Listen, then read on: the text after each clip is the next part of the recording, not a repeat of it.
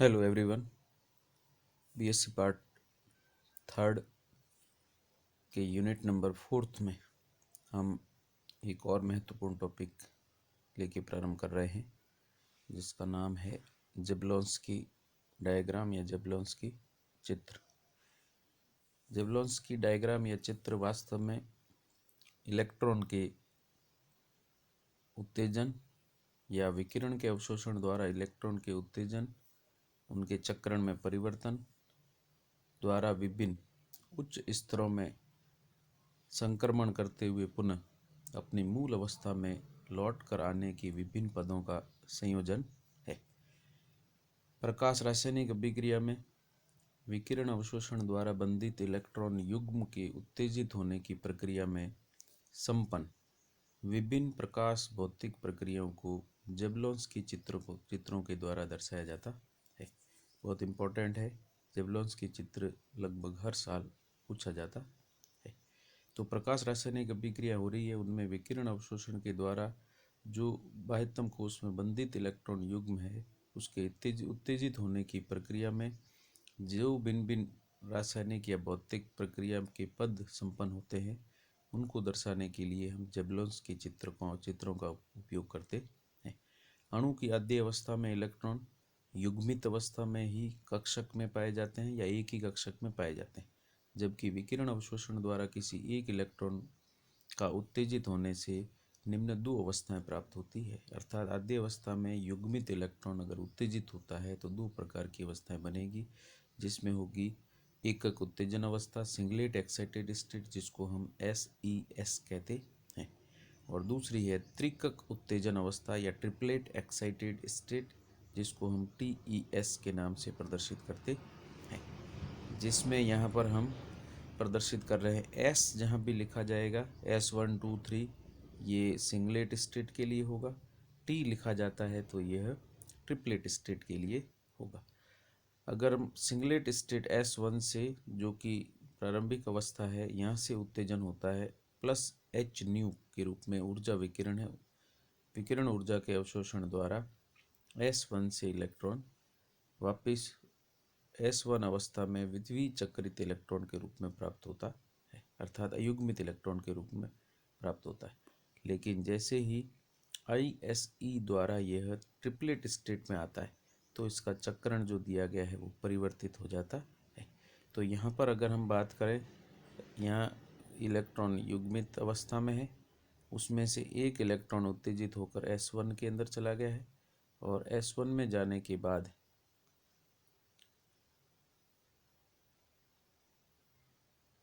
S1 में जाने के बाद वापस जब electron ISE inter system crossing के द्वारा ट्रिपलेट स्टेट में जब आता है तो उस समय ये अपनी स्थिति में परिवर्तन करेगा और यही स्थिति में परिवर्तन इसकी ट्रिपलेट स्टेट को प्रदर्शित करता है। तो यहाँ पर जो नीचे दे रखी है ये इसकी ट्रिपलेट स्टेट है ये वाली, और इसको हम कैपिटल T के द्वारा प्रदर्शित करते हैं। तो S जो दिया गया ये भी 0 1 2 3 होता है और ट्रिपलेट स्टेट भी 0 1 2 3 होता है। अब हम इन दोनों को एक साथ लेके प्रदर्शित करें तो यह उत्तेजन अवस्था आपको S1 दे रखी है और दूसरी उत्तेजन अवस्था आपको दे रखी है ये S0। S0 आद्य अवस्था है और S1 उत्तेजन अवस्था। आद्य अवस्था में दो युग्मित इलेक्ट्रॉन उपस्थित है, इनमें से ये विकिरण अवशोषण के द्वारा एक इलेक्ट्रॉन अपनी जगह पर है और दूसरा इलेक्ट्रॉन बिना चक्रण परिवर्तित किए ऊपर स्थानांतरित हो गया है। उसके बाद में इंटर सिस्टम क्रॉसिंग होती है या दो सिस्टम या तंत्रों के मध्य स्थानांतरण होता है, जिसमें इसकी आद्य अवस्था तो स्थिर रहती है लेकिन जो उत्तेजित अवस्था है उससे जस्ट कम ऊर्जा युक्त दूसरी अवस्था जिसको हम ट्रिपलेट स्टेट कहते हैं ये बनती है। ट्रिपलेट स्टेट में इलेक्ट्रॉन का चक्रण पहले ऐसे था, अब ये विपरीत चक्रण युक्त इलेक्ट्रॉन हो जाता है। अब आप देख सकते हैं सिंगलेट स्टेट में दोनों इलेक्ट्रॉन का चक्रण विपरीत है इन दोनों का, जबकि ट्रिपलेट स्टेट में ये इन दोनों का चक्रण कैसा है, समान। और जब समान चक्रण युक्त इलेक्ट्रॉन उपस्थित होते हैं तो इनका स्थायित्व सिंगलेट स्टेट की तुलना में हमेशा अधिक रहता है। तो ट्रिपलेट एक्साइटेड स्टेट ज़्यादा स्थायी होगी और सिंगलेट एक्साइटेड स्टेट हमेशा कम स्थायी होती है। इसके अलावा अगर मैं सामान्य अणु की आद्य अवस्था की बात करूं तो ये सर्वाधिक स्थायी है क्योंकि दोनों इलेक्ट्रॉन एक ही कक्षक में उपस्थित है। नेक्स्ट अगर हम देखें तो एकक उत्तेजन अवस्था की ऊर्जा हमेशा त्रिकक उत्तेजन अवस्था से अधिक होती है, अर्थात एक्साइटेड स्टेट में ट्रिपलेट की ऊर्जा कम और सिंगलेट की ज़्यादा होती है।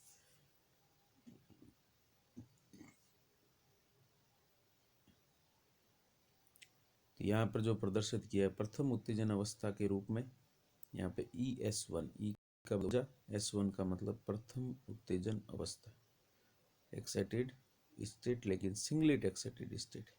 और यहाँ पे ई आ रहा ऊर्जा के लिए, टी आ रहा है ट्रिपलेट या त्रिकक अवस्था के लिए, 1 का मतलब प्रथम उत्तेजन त्रिकक अवस्था। तो इन दोनों की ऊर्जा की तुलना करें तो सिंगलेट की ऊर्जा ट्रिपलेट से ज़्यादा है प्रथम उत्तेजन अवस्था में। द्वितीय उत्तेजन अवस्था में S2 की ऊर्जा भी T2 से अधिक होती है। और इन दोनों को भी हम इस जेबलोंस्की चित्र से प्रदर्शित करते हैं। चित्र बनाने का तरीका किस तरीके से है या कैसे है, ये आपको इम्पोर्टेंट ध्यान रखना है। सबसे पहले आप ये वाली लाइन बनाएंगे S0, फिर S1 के लिए यहाँ पर 3 लाइनें दे रखी है। उसके बाद में S2 के लिए भी आप 2 या 3 लाइनें बना सकते हैं, ठीक। उसके बाद S2 से जस्ट नीचे वापस 3 पैरेलल लाइनें यहाँ पर T1 की बनेगी। उसके बाद S1 के नीचे यहाँ पर T1 की, तो S2 के नीचे T2 की, S1 से जस्ट नीचे, वैसे इसको थोड़ा अलग करके बता रखा, बाकी होती है बिल्कुल इसके नीचे, तो अलग इसको संक्रमण प्रदर्शित करने के लिए बता रखा है। तो T1 T2, तो S1 के नीचे T1, S2 के नीचे T2, ठीक है। इसमें 3 लाइन है तो T2 में भी 3 लाइन, S1 में 3 लाइन है तो T1 में भी 3 लाइन, लेकिन ऊर्जा में थोड़ा सा अंतर करेंगे। T1 और T2 की ऊर्जा S1 और S2 से थोड़ी कम रहेगी। अब हम इसके संक्रमण को प्रदर्शित करते हैं। संक्रमण इस तरीके से दर्शाया जाता है, यहाँ पर पहले 2 इलेक्ट्रॉन थे, H न्यू जो दिया गया ये ऊर्जा विकिरण अवशोषित करता है और उनमें से एक इलेक्ट्रॉन या तो चला जाता है S2 में, ज़्यादा ऊर्जा अवशोषित करेगा तो, और कम ऊर्जा अवशोषित करता है तो ये चला जाता है S1 में, ठीक है। अब एक एक इलेक्ट्रॉन है ये उत्तेजित होकर वापस अपनी मूल अवस्था में लौटता है। हम शुरू कर रहे हैं इस S2 इलेक्ट्रॉन से। S2 इलेक्ट्रॉन के वापस मूल अवस्था या S0 में लौटने के 2 रास्ते हैं। पहले रास्ते में S1 सीधा का सीधा क्या करे, यहाँ से डायरेक्ट S0 में स्थानांतरित हो जाए और इस प्रक्रिया के अंदर जो भी विकिरण उत्सर्जित होगी, मतलब S2 से S1 से होते हुए सीधे S0 में, और इस प्रक्रिया में कोई समय नहीं लगता क्योंकि चक्रण सेम है, तो इलेक्ट्रॉन वापस अपने कक्षक में लौट करके युग्मित हो सकता है। इस तरीके से रचना वापस बनेगी। लेकिन चूंकि इस प्रक्रम में बहुत कम समय लगता है, इसलिए यहाँ जितनी ऊर्जा अवशोषित की थी उतनी ही ऊर्जा तत्काल उत्सर्जित कर देगा, और इसलिए इस प्रोसेस को नाम दिया गया है, प्रतिदीप्ति कहा जाता है, ठीक है। और नाम जो मैंने गोला कर रखा है फ्लोरोसेंस या प्रतिदीप्ति कहते हैं, जिसमें S1 से S0 और S2 से S1 से होते हुए वापस S0, तो S1 से S0 का जो संक्रमण है ये फ्लोरेसेंस या प्रतिदीप्ति कहलाता है। और जैसे ही प्रकाश स्रोत विकिरण को किसी पदार्थ पर आपतित करता है, उसके बाद यह प्रक्रम तत्काल ही कंप्लीट हो जाता है। सोर्स बंद करते ही फ्लोरोसेंस भी तब एकदम बंद हो जाता है। अब हम बात कर रहे हैं सेकंड प्रक्रम की। सेकंड प्रक्रिया के अंदर हम शुरू करते हैं, उत्तेजित इलेक्ट्रॉन यहाँ पर पहुँचा हुआ है, यहाँ से वापस इसको S0 में लौटना है, तो दूसरा रास्ता क्या है? दूसरा रास्ता है ये यहाँ से पहले परिवर्तित होकर कहाँ चला जाए, S2 से T2 में जाए। S2 से T2 में जाने की प्रक्रिया में इसका चक्रण परिवर्तित होता है, पहले चक्रण और दूसरे चक्रण में अंतर है, तो चक्रण परिवर्तित होता है। चक्रण परिवर्तित होने से वापस T2 अवस्था प्राप्त होती है। ये T2 अवस्था इस S0 के इलेक्ट्रॉन से तुलना करें तो दोनों का संकरण क्या है, समान है, तो यह इसकी ट्रिपलेट स्टेट कहलाती है या त्रिकक उत्तेजन अवस्था कहलाती। अब S2 से T2 में जो इलेक्ट्रॉन संक्रमण कर रहा है, इस प्रक्रिया को हम इंटर सिस्टम क्रॉसिंग कहते हैं। क्या कहा जाता है? Inter system crossing. और यहाँ S2 से T2 में ISC या इंटर सिस्टम क्रॉसिंग होती है। लेकिन यदि S2 से S1 में इलेक्ट्रॉन आता है, ठीक है, तो इसको हम इंटरनल कन्वर्जन कहते हैं या IC कहा जाता है, ठीक है। या इसी तरीके से T2 का इलेक्ट्रॉन यदि वापस स्थानांतरित होकर T1 में चला जाए तो इसे हम इंटर सिस्टम क्रॉसिंग कहते हैं। तो इंटर सिस्टम क्रॉसिंग T2 से T1 में या S2 से S1 में होती है, जबकि इंटर सिस्टम क्रॉसिंग दो तंत्रों के अंदर अलग अलग तंत्रों के मध्य है तो ISE कहा जाता है। यहाँ पर अगर मैं इलेक्ट्रॉन S1 से इधर लेके आ जाता हूँ सीधा T2 T1 में, तब भी आपको इंटर सिस्टम क्रॉसिंग। तो S2 से S1 में, S2 से T2 में और S1 से T1 में, ये दोनों ही संक्रमण इंटर सिस्टम क्रॉसिंग कहलाते हैं। और इन दोनों में इलेक्ट्रॉन का चक्रण परिवर्तित हो जाता है और प्राप्त नए इलेक्ट्रॉन का चक्रण मूल अवस्था के इलेक्ट्रॉन के चक्रण की तुलना में हमेशा ही समान रहता है। तो इस तरीके से T2 से T1 संक्रमण IC या इंटरनल कन्वर्जन, S2 से S1 इंटरनल कन्वर्जन। यदि S2 से T2 या S1 से T1 है तो इंटर सिस्टम क्रॉसिंग कहा जाता है।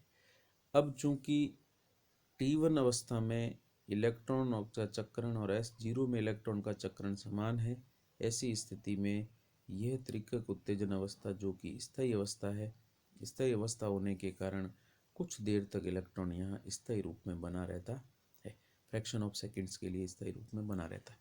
लेकिन फिर वापस इलेक्ट्रॉन जब मूल अवस्था में लौटता है, ये जो एरो यहाँ पर प्रदर्शित किया गया है, इस मूल अवस्था में यदि लौटता है इस लाल वाली लाइन से होते हुए, तो चूंकि ये रुक कर के लौट रहा है, प्रकाश का स्रोत हमने बंद कर दिया, फिर भी जो इलेक्ट्रॉन उत्तेजित होकर S2 में चला गया था, वो स्रोत बंद करने के बाद में भी ISC से होते हुए T2 में आता है, T2 से IC से होते हुए T1 में आता है। और यहाँ आने के बाद प्रकाश स्रोत बंद है, उसके बाद में T1 का ये इलेक्ट्रॉन वर्ग जब लौट कर वापस S0 में आता है, तो प्रकाश स्रोत बंद होने के बाद में भी दिए गए स्रोत का इलेक्ट्रॉन नीचे आने पर यह विकिरण उत्सर्जित करता है। तो स्रोत बंद करने के बाद जब विकिरण उत्सर्जित होती है तो उसको हम फ्लोरोसेंस, ये फॉस्फोरेसेंस या स्फुरदीप्ति कहते हैं। अगर S1 से जीरा सीधा S0 में आता है तो फ्लोरोसेंस, लेकिन T1 से अगर S0 में आता है जो कि स्रोत बंद करने के बाद की प्रक्रिया है, तो इसे हम स्फुरदीप्ति या फॉस्फोरेसेंस कहते हैं। तो फ्लोरोसेंस तो है S1 से S0 में संक्रमण, और फॉस्फोरेसेंस है T1 से S0 में इलेक्ट्रॉन का संक्रमण। T1 से S0 में इलेक्ट्रॉन चक्रण भी परिवर्तित करता है, स्थायी अवस्था है, इसलिए स्रोत बंद करने के बाद में स्फुरदीप्ति और फॉस्फोरेसेंस होता है, जबकि स्रोत लग रहा है बंद करते ही फ्लोरोसेंस है वो एकदम बंद हो जाता है। तो इस तरीके से इस पूरे प्रक्रम में हमने S0 आद्यावस्था के रूप में लिया है, S1 और S2 ये दोनों उत्तेजन सिंगलेट अवस्थाओं के लिए, T1 T2 यहाँ पर दोनों उत्तेजन त्रिकक अवस्थाओं के लिए है, और बाकी इलेक्ट्रॉन के संक्रमण के अंदर इंटर सिस्टम क्रॉसिंग S से T में संक्रमण इंटर सिस्टम क्रॉसिंग, T2 से T1 और S2 से S1 में संक्रमण इंटर सिस्टम क्रॉसिंग कहलाता है, IC कहलाता। तो इस तरीके से इस चित्र को ही हम जेबलोंस्की डायग्राम या जेबलोंस्की चित्र कहते हैं।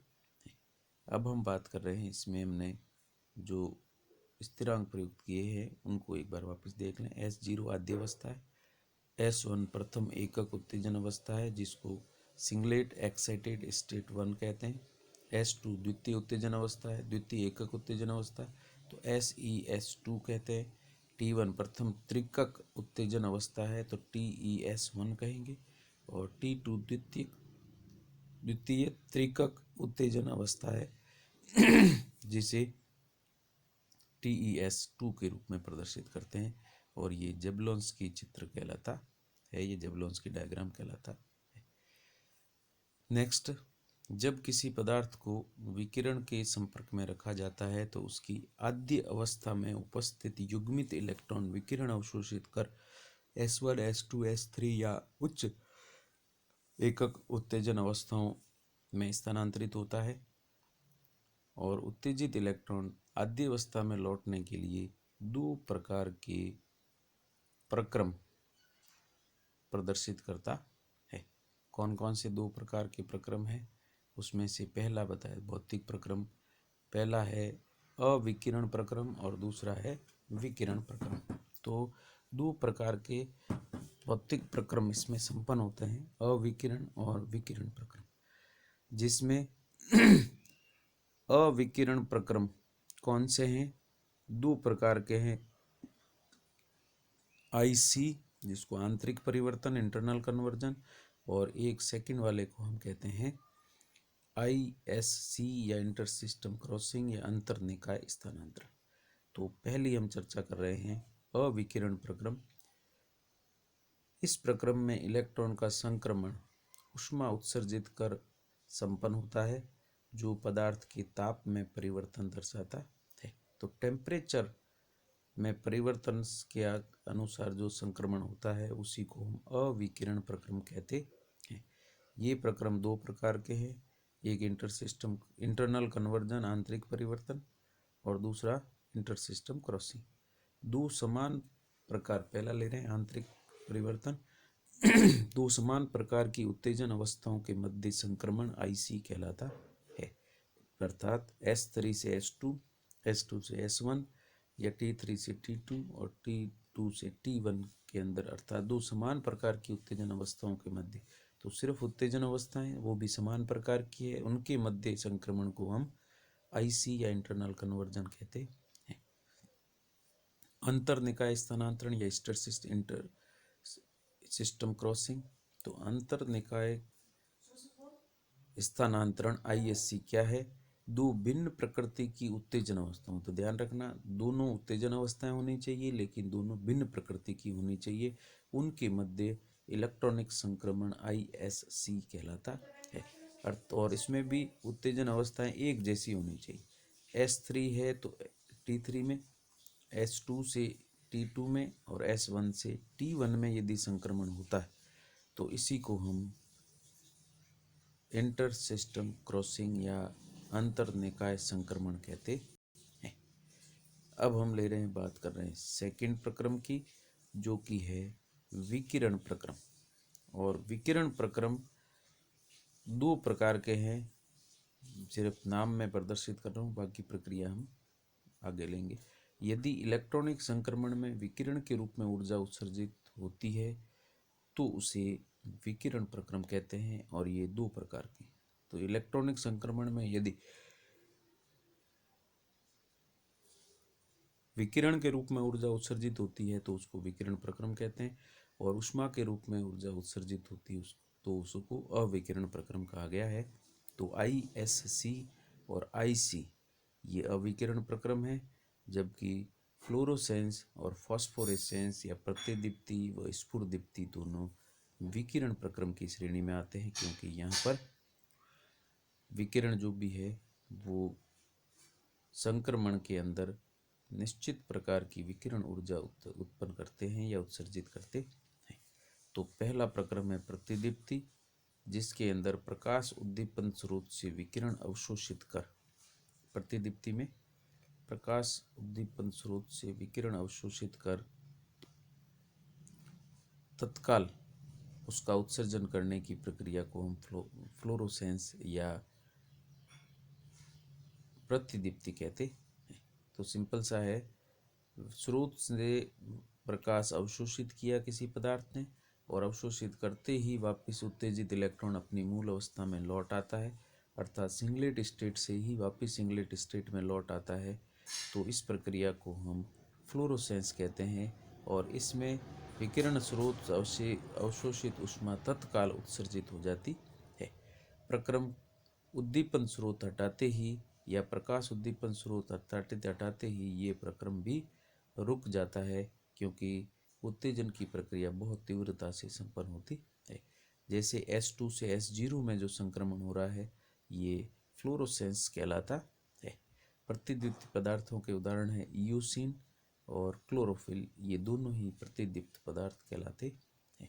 ये दोनों ही विकिरण स्रोत से ऊर्जा अवशोषित कर सीधे ही उस ऊर्जा को उत्सर्जित कर देते हैं और तत्काल फ्लोरोसेंस प्रक्रम प्रदर्शित किया जाता है। और इसका सबसे बढ़िया एग्जाम्पल है रोड पर जो रिफ्लेक्टर लगे हुए होते हैं, तो जैसे ही उस रोड पर लगे हुए रिफ्लेक्टर पर लाइट गिरती है तो लाइट से वो चमकते हैं, और जैसे ही लाइट बंद कर दी जाती है तो चमकना भी बंद कर देते हैं, अर्थात प्रकाश स्रोत बंद करते ही उनकी चमक भी बंद हो जाती है। तो यहाँ पर हम रोड लाइट के साइंस के लिए हम या रिफ्लेक्टर के लिए हम इस प्रकार के प्रतिदीप्त पदार्थों का उपयोग करते हैं। सेकंड हम बात कर रहे हैं स्फुरदीप्ति या फॉस्फोरेसेंस P से प्रदर्शित किया गया है। अब इसमें प्रकाश स्रोत बंद करने के बाद भी यदि पदार्थ कुछ देर तक विकिरण या प्रकाश ऊर्जा को उत्सर्जित करता रहता है तो उसको हम स्फुरदीप्ति पदार्थ कहते हैं। ऐसे पदार्थ लाइट बंद करने के बाद भी कुछ देर तक विकिरण उत्सर्जित करने के कारण चमकते रहते हैं। ठीक है, तो ये सेकंड प्रक्रिया की हम बात कर रहे हैं। प्रकाश उद्दीपन स्रोत को बंद करने के पश्चात भी अवशोषक पदार्थ विकिरण उत्सर्जित करता है तो उसे हम स्फुरदीप्त पदार्थ कहते हैं। ये प्रक्रिया स्फुरदीप्ति कहलाती है। और इसमें संक्रमण होगा प्रथम त्रिकक उत्तेजन अवस्था से या उसमें उपस्थित इलेक्ट्रॉन का आद्य अवस्था में लौटने की प्रक्रिया में स्फुरदीप्ति दर्शाता है। तो T1 से S0 में स्फुरदीप्ति और S1 से S0 में प्रतिदीप्ति प्रदर्शित होती है। इसका कारण क्या है? किसका स्फुरदीप्ति या फास्फोरेसेंस का कारण क्या है? इसका कारण है कि समानांतर चक्रण के कारण इलेक्ट्रॉन का उत्तेजन अवस्था में स्थायित्व बढ़ जाता है, इसलिए इलेक्ट्रॉन कुछ देर बाद अपनी आद्य अवस्था में लौटता है और विकिरण उत्सर्जित करता है। तो ये इसका कारण है। तो स्थायी त्रिकक अवस्था से इलेक्ट्रॉन का मूल अवस्था में S0 में लौटने की प्रक्रिया में प्रकाश स्रोत बंद करने के बाद भी इलेक्ट्रॉन अपनी मूल अवस्था में लौट के आते रहते हैं और विकिरण उत्सर्जित करते हैं। तो ऐसे पदार्थ प्रकाश स्रोत बंद करने के बाद भी कुछ देर तक विकिरण उत्सर्जित करते रहते हैं, जैसे कि फास्फोरस, जिंक सल्फाइड, ये स्फुरदीप्ति पदार्थ की श्रेणी में आते हैं।